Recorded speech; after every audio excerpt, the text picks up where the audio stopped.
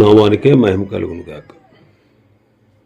కూడి వచ్చిన మీ అందరికీ కర్మల ఆత్మీయ సహవాస సంఘ విశ్వాసులందరికీ మన ప్రభువును ఆయన ప్రియ కుమారుడునైన యేసుక్రీస్తు వారి శ్రేష్టమైన నామలో శుభములు మరియు అందరికీ వందనాలండి. దానియేలు గ్రంథం పుస్తక వివరణ గురించి గత దినం కొన్ని విషయాలు మనం ధ్యానం చేసుకున్నాం. మరికొన్ని విషయాలు ఈ పుస్తక వివరణ గురించి మనం ధ్యానం చేసుకుందాం. ఈ దానియేలు గ్రంథం నూతన నిబంధన ప్రవచనాలకు అత్యవసరంగా అంటే పీఠికగా ఉంది. క్రొత్త నిబంధనలో ఉన్నటువంటి విషయాలు సంఘము యొక్క భ్రష్టత్వం, పాప పురుషుడు ప్రత్యక్షమవడం, మహాశ్రమలు, ప్రభు యొక్క రెండవ రాకడ, పునరుత్థానములు, తీర్పులు, ఇవన్నీ కూడా దానియేలు గ్రంథంలో ఉన్నాయి. దానియేలు గారు అన్యజనముల కాలముల యొక్క ప్రత్యేకమైన ప్రవక్తగా ఉన్నాడు. అన్యజనుల కాలాలకి ప్రత్యేక ప్రవక్తగా ఉన్నాడు. అన్యజనుల ప్రభుత్వము మహా విపత్తుతో అంతమగుట, ఆ తర్వాత మెస్సయ్య 1000 ఏండ్ల రాజ్యము స్థాపించబడుట, ఈ విషయాలు ఈ గ్రంథంలో ఉన్నాయి. అన్యజనుల కాలములో నెబుకద్నెజరుతో దేవుడు ప్రారంభించాడు. ఆ తర్వాత రోమా సామ్రాజ్యం వరకు కొనసాగింది. అయితే ఈ రోమా సామ్రాజ్యం మరలా పునరుద్ధరించబడి చివరి రాజు భూలోకంలో ప్రత్యక్షమవుతాడు. చివరి రాజు భూలోకంలో ప్రత్యక్షమవుతాడు. ఆ రాజు ప్రభువైన యేసుక్రీస్తు వారి యొక్క రెండవ రాకడలో అంతమవుతాడు. యూదులు బబులోనుకు చెరగా కొనిపోబడినప్పుడు యూదుల కాలము ఆపబడింది.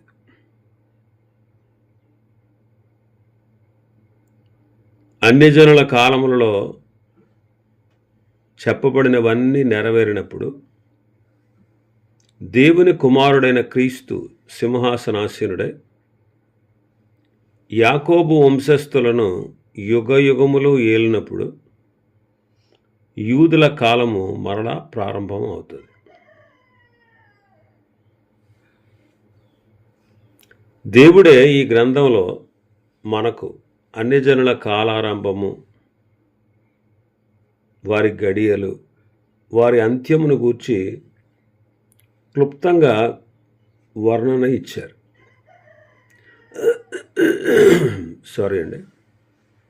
ఆ కాలమున అన్యజనులు యోధా జనాంగం మీద ప్రభుత్వం చేయవలసి ఉంది.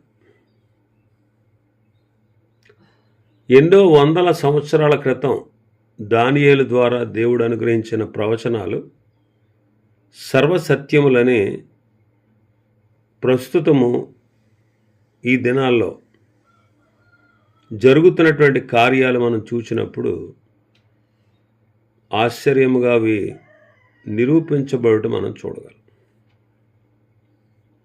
దీనిలో చాలా భాగం భవిష్యత్ కాలానికి సంబంధించినదై ఉండి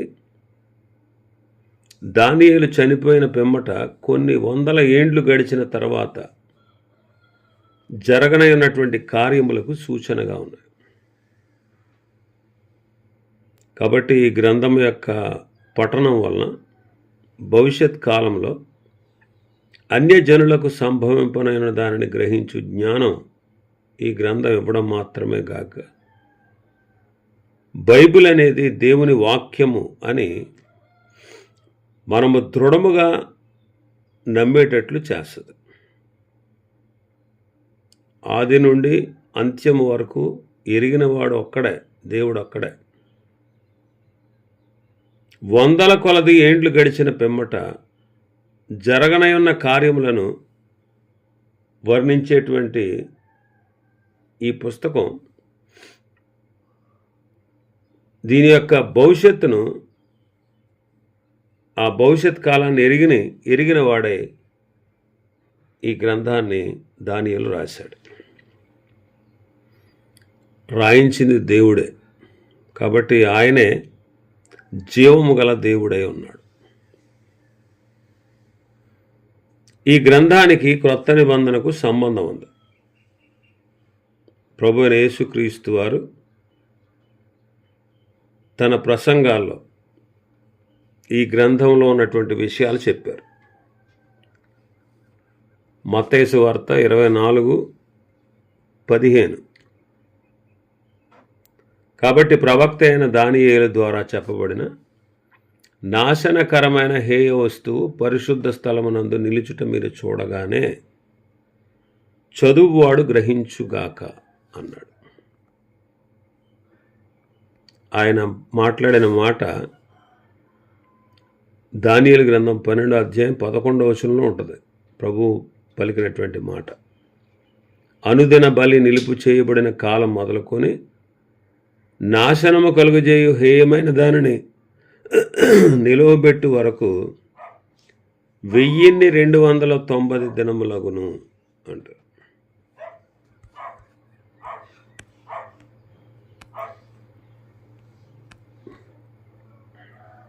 ఇంకా దానియేలు గ్రంథం 9:27. అతడు ఒక వారం వరకు అనేకులకు నిబంధనను స్థిరపరచును. అర్ధవారమునకు బలిని నైవేద్యమును నిలిపివేయును. హేయమైనది నిలిచి వరకు నాశనము చేయువాడు వచ్చును. నాశనము చేయువానికి రావాలని నిర్ణయించిన నాశనము ముగించు వరకు అలాగూ జరుగును. ఇంకా 7వ అధ్యాయం దానియేలు గ్రంథం 13వ వచనాన్ని మనం చూస్తే, రాత్రి కలిగిన దర్శనములను నేను ఇంకా చూచుచుండగా ఆకాశ మేఘారూఢుడై మనుష్య కుమారుని పోలిన ఒకడు వచ్చి ఆ మహావృద్ధుడగు వాని సన్నిధిని ప్రవేశించి ఆయన సముఖమునకు తేబడెను. ఆకాశ మేఘారూఢుడై మనుష్య కుమారుడు వచ్చి అనే వర్ణన మత్తయి సువార్త 24, మార్కు సువార్త 13, లూకా సువార్త 21వ అధ్యాయంలో ఉన్నది. ఇది క్రొత్త నిబంధన యందంతటా ఆయన రెండవ రాకడకు గుర్తుగా ఉంది.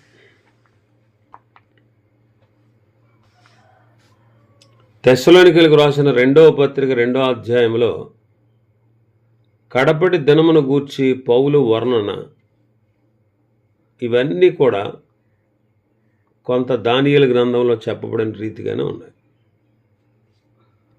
హెబ్రీ పత్రిక 11వ అధ్యాయం 33వ వచనంలో మనం చూస్తాం, సింహముల నోళ్లను మూసిరి, అగ్ని బలమును చల్లార్చిరి అనే మాటలు ఈ దానియేలు గ్రంథంలో జరిగినటువంటి సంఘటన.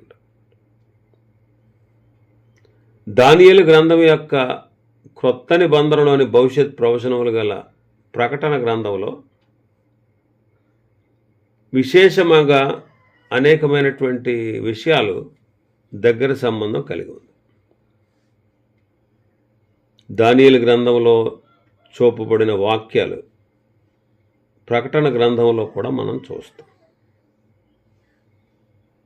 ప్రకటన గ్రంథం 1వ అధ్యాయం 13వ వచనం నుంచి 15వ వచనం వరకు క్రీస్తును గూర్చినటువంటి దర్శనం యోహాను గారు చూస్తాడు. దానియేలు గ్రంథం 10వ అధ్యాయంలో 4 నుంచి 6 వచనాల్లో అదే ఉంది. నేను కన్నులెత్తి చూడగా నారబట్టలు ధరించుకున్న ఒకడు కనబడను. అతడు నడుమును మేలిమి బంగారు నడికట్టు కట్టుకున్నాడను. అతని శరీరము రక్తవర్ణపు రాతి వంటిది. అతని ముఖం మెరుపు వలె ఉండను. అతని కన్నులు జ్వాలామయమైన దీపములను, అతని భుజములను పాదములను తళతళలాడు ఎత్తడివి పోలి ఉండెను. అతని మాటల ధ్వని నరసమూహపు కంఠధ్వని వలె ఉండెను. ఇదే విషయం ప్రకటన గ్రంథంలో 1వ అధ్యాయంలో మనం చూస్తాం. 13వ వచనం నుంచి 7 సువర్ణ దీపస్తంభముల మధ్యను మనుష్య కుమారుని పోలిన ఒకని చూచి తిని, ఆయన తన పాదముల మట్టుకు దిగుచున్న వస్త్రము ధరించుకుని రొమ్మునకు బంగారు దట్టి కట్టుకుని ఉండెను. ఆయన తలయు తల వెంట్రుకలు తెన్నలు ఉనిని పోలినవై హిమ్మంత ధవళముగా ఉండెను. ఆయన నేత్రములు అగ్ని జ్వాల వలె ఉండెను. ఆయన పాదములు కొలిములో పుటం వేయబడి మెరయుచున్న అపరంజితో సమానమై ఉండెను. ఆయన కంఠస్వరము విస్తారమైన జలప్రవాహముల ధ్వని వలె ఉండెను. ఇంకా మనం చూస్తే లోకములో తీర్పు తీర్చబడుతుంది. ఆ తీర్పు తీర్చుటకు ఆయన మేఘారూఢుడై వచ్చును అనే మాట మనం ప్రకటన గ్రంథంలో చూస్తాం.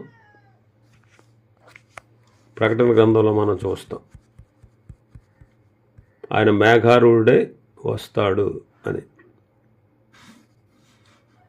ప్రకటన గ్రంథం 14:14 మరియు నేను చూడగా ఇదిగో తెల్లని మేఘము కనబడెను.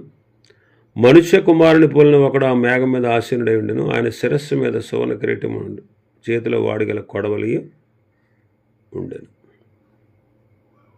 అలాగే దానియేలు గ్రంథం 7వ అధ్యాయంలో మనం చూస్తాం. దానియేలు గ్రంథం 7వ అధ్యాయం 13వ వచనంలో. అలాగే ప్రకటనలో కొమ్ములు గల మృగాన్ని మనం చూస్తాం. కొమ్ములు కలిగినటువంటి మృగాన్ని అలాగే దానియేలు గ్రంథంలో కూడా చూస్తాం.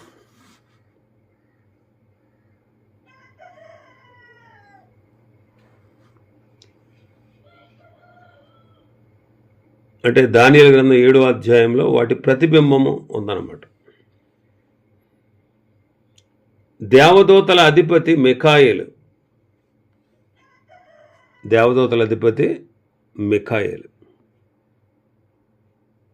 అలాగే దానియేలు గ్రంథంలో మనం చూస్తాం, ప్రకటనలోని చూస్తాం.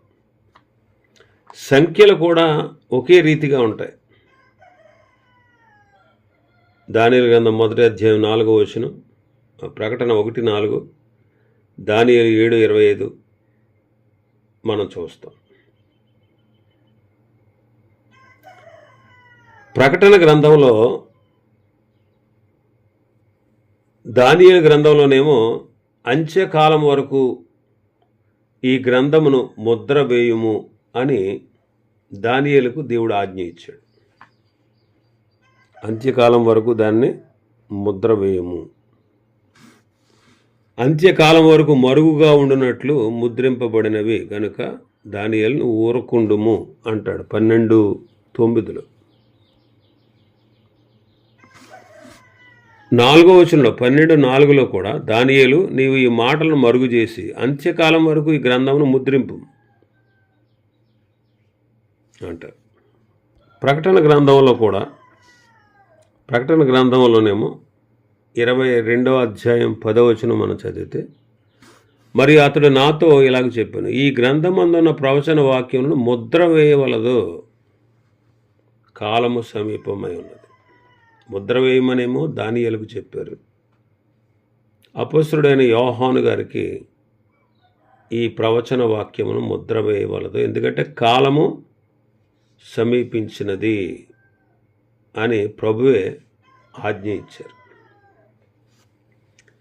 మరి ఈ గ్రంథం యొక్క ఉద్దేశం ఏంటో మనం చూడవచ్చు. ఏంటి ఈ గ్రంథం యొక్క ఉద్దేశం? 4వ అధ్యాయం, దానియేలు గ్రంథం 4వ అధ్యాయం 17వ వచనం, 4:17 బి పార్ట్ చదువుతాను. మహోన్నతుడగు దేవుడు మానవుల రాజ్యము పైని అధికారి అయి ఉండి తానెవరికి అనుగ్రహించ నిశ్చయించునో వారికి అనుగ్రహించును.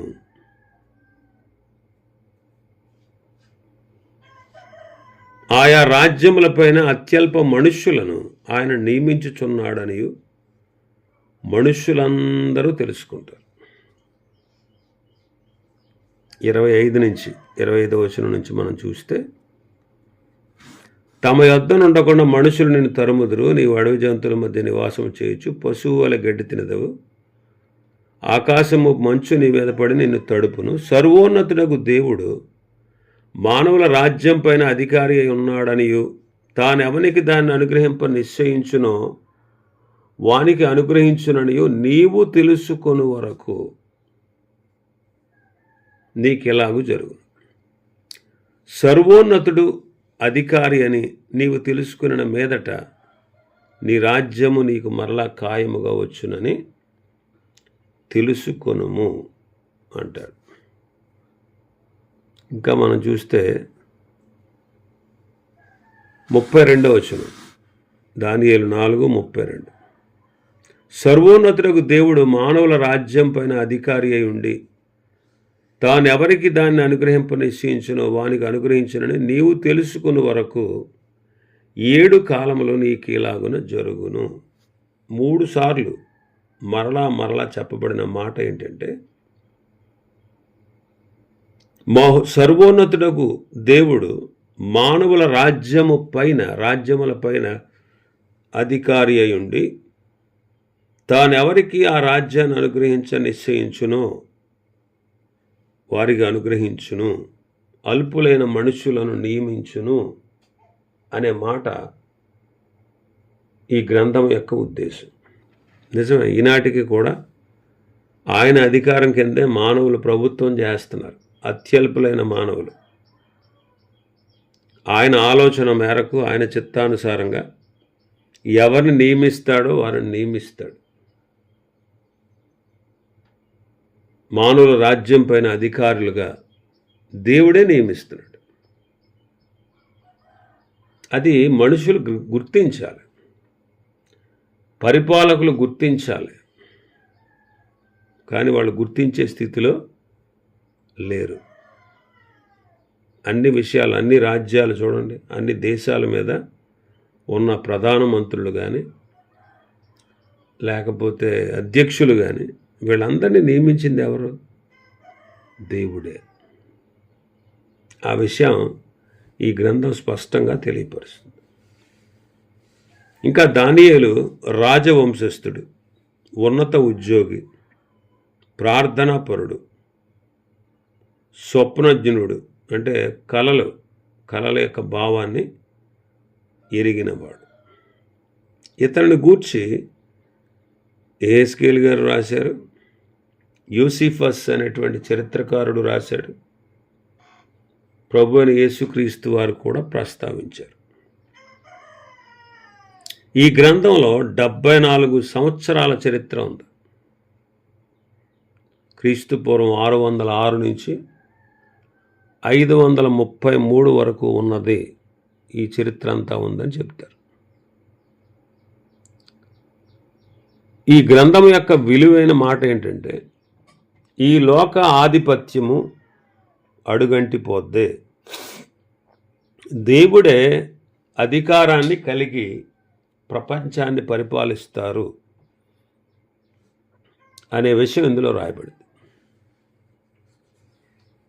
దానియేలు యొక్క ప్రవచనాలు తాత్కాలికమని కొందరు,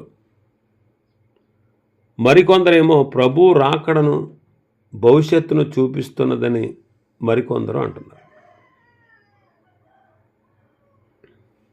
దానియేలు గ్రంథం 8వ అధ్యాయం 19వ వచనాన్ని మనం చూస్తే,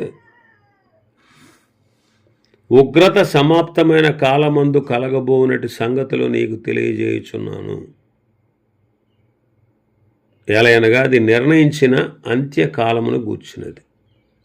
ఉగ్రత సమాప్తమైన కాలమందు కలగబోనట్టి సంగతులు,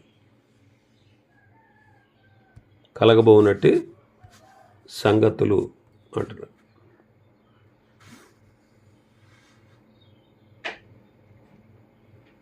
పదకొండు 36. ఆ రాజు ఇష్టానుసారంగా జరిగించి తన్ను తాను హెచ్చించుకొనుచు అతిశయపడుచు ప్రతి దేవత మీదనో దేవాది దేవుని మీదనో గర్వంగా మాట్లాడుచు ఉగ్రత సమాప్తి వరకు వృద్ధి పొందును. అంతటా నిర్ణయించినది జరుగును అంటారు. నిర్ణయించినది జరుగు. కాబట్టి ఇవన్నీ కూడా అంత్యకాలంలో గూర్చినటువంటి విషయాలు.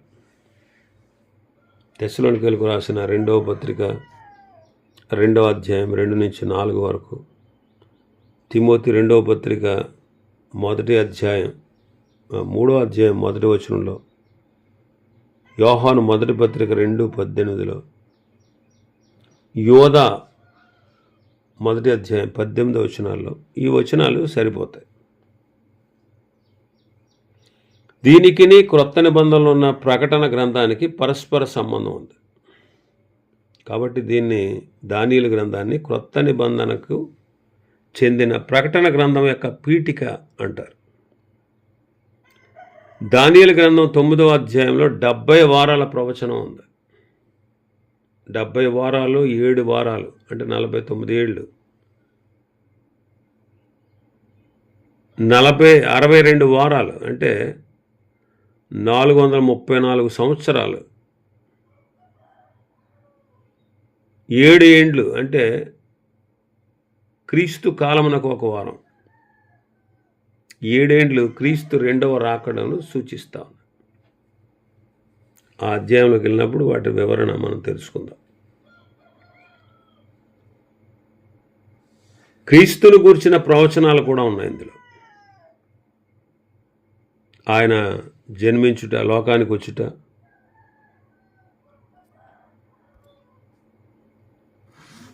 ఆయన జీవించిన కాలము, శ్రమలు, మరణము, ఆయన రెండవ రాకడ, ఆయన శాశ్వత రాజ్యం, ఇవన్నీ ఇందులో ఉన్నాయి.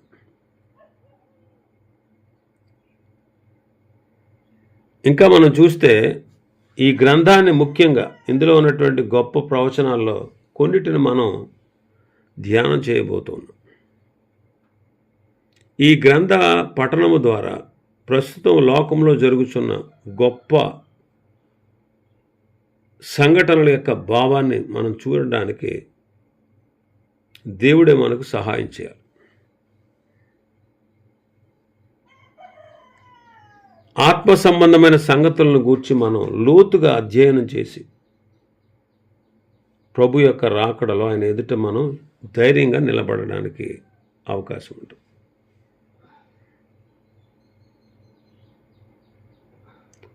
చాలామంది లోకస్తులు కూడా, దేవుణ్ణి ఎరగని వారు కూడా,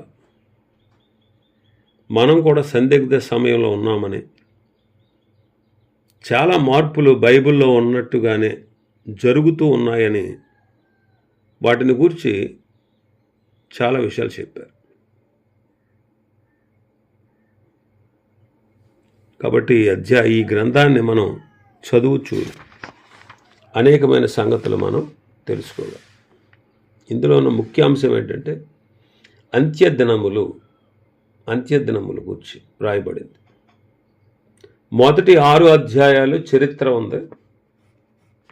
7వ అధ్యాయం నుండి 12వ అధ్యాయం వరకు ప్రవచనాలు ఉన్నాయి ఈ అధ్యాయంలో. కాబట్టి వరుసగా ఒక్కొక్క అధ్యాయాన్ని మనం ధ్యానం చేద్దాం. దేవుడి వాక్యాన్ని మన వినికిడిలో ఆశీర్వదించునుగాక. ఆమేన్.